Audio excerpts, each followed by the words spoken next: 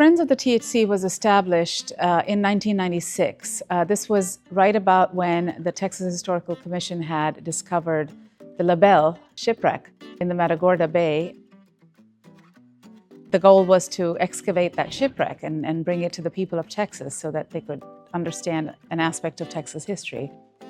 The Friends was established to raise money to support the commission in that excavation and preservation effort.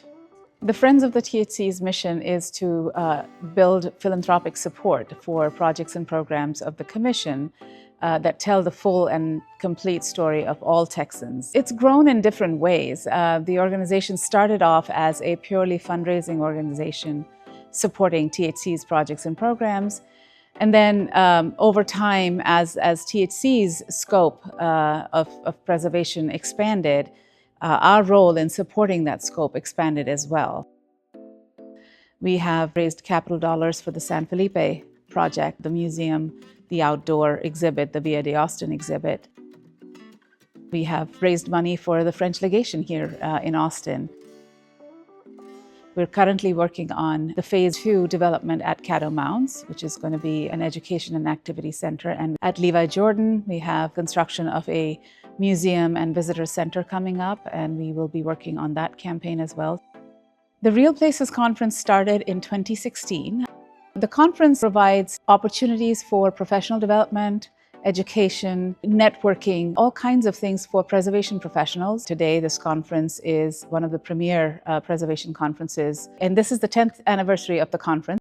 Well, serving on the board because it's a really unique opportunity to work with the commission to augment the things that they do, but to do it really from the view of a private not-for-profit, and can really work in that space as well. And so we can not only tell the stories that our historic sites tell, but also kind of elaborate on those and really make them reachable and approachable by everyone here in Texas. I think it's critical for the Friends of the THC and the Commission, really this is a partnership effort, to receive the Michael C. Duda Award for Preservation, because the Commission is so committed to preserving important historical sites, and the McGoffin home is one of those sites. It tells a story of an aspect of Texas that is not told anywhere else.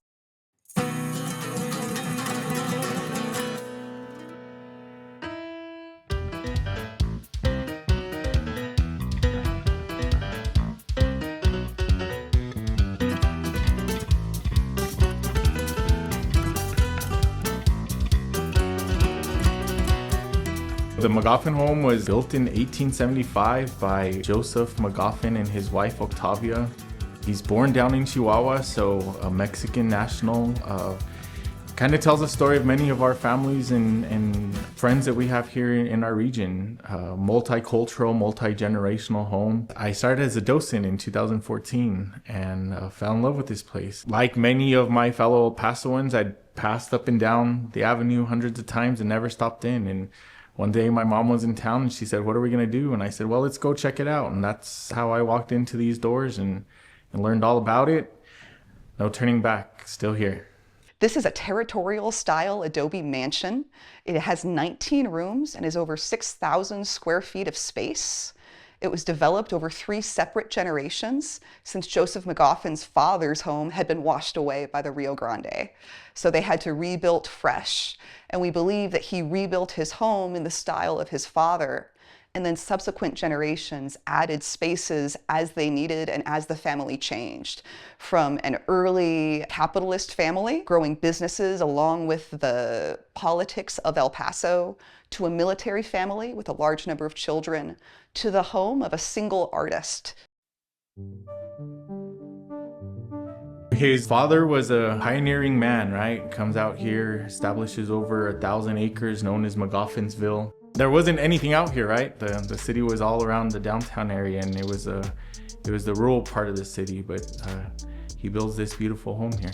This is one of the last remaining adobe homes in El Paso that dates back to the pre-railroad times. So like many of the adobe homes here, it was built of large earthen blocks. Our blocks weigh almost 60 pounds apiece and can be up to 18 inches wide by 6 inches high and 12 inches deep. And the walls can be up to 3.5 feet thick.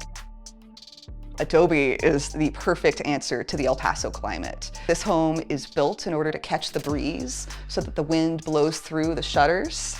It'll keep the sun out but allow the air to pass through to cool the home. As the sun bakes the walls, the heat is absorbed there but doesn't pass into the rooms until the evening, when that warm wall emanates into the bedrooms and keeps us cozy in the cold desert nights.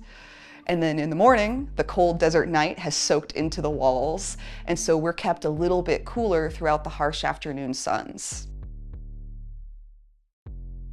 Adobe is an ancient building system. It's been around for about 10,000 years. It shows up everywhere in the world as a building system, not just in the Southwest. We think of Adobe in America as a Southwest building system, but it's prevalent all over arid parts of the world. Adobe is made up of a mixture of sand, silt, clay, and aggregate.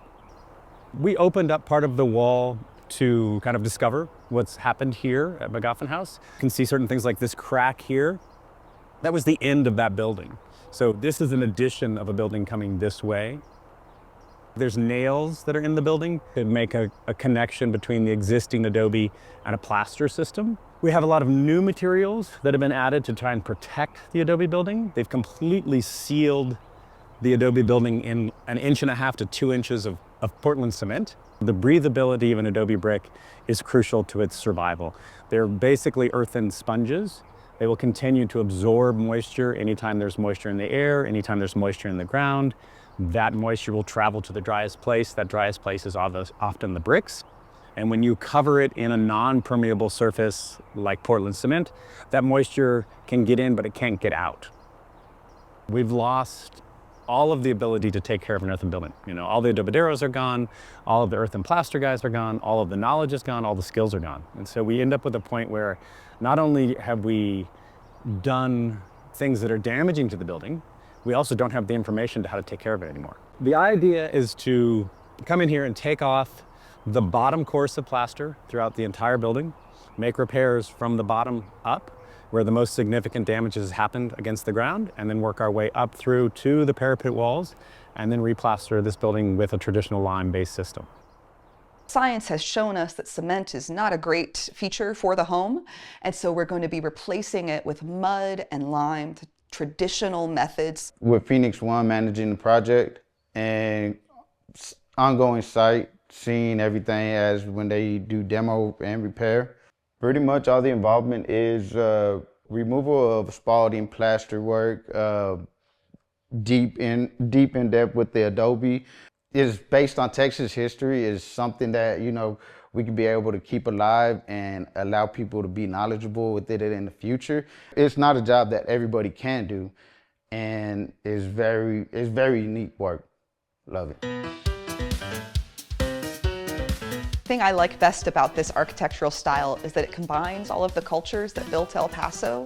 The native Puebloans invented adobe bricks for this area that were much smaller, combined with Spanish technology in order to add wood and increase the size of windows and casements in rooms like this, with American styles of long hallways with the cross breezes and the beautiful pediments and windows behind me, that nice sense of symmetry, all combined together to create the McGoffin home. It's very specialized work.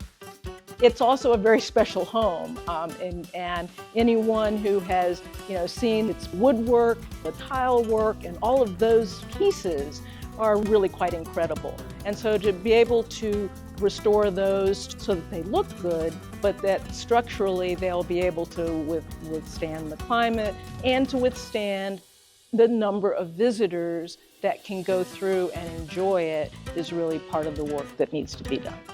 This home is important to El Paso and Texas because of the story it tells. A man who's born down in Chihuahua, Mexico can become the mayor of a city along the border. His great-grandkids are raised in this home, and much of their furniture that you see here in this room is what they would have sat in their different generations. It's a beautiful story.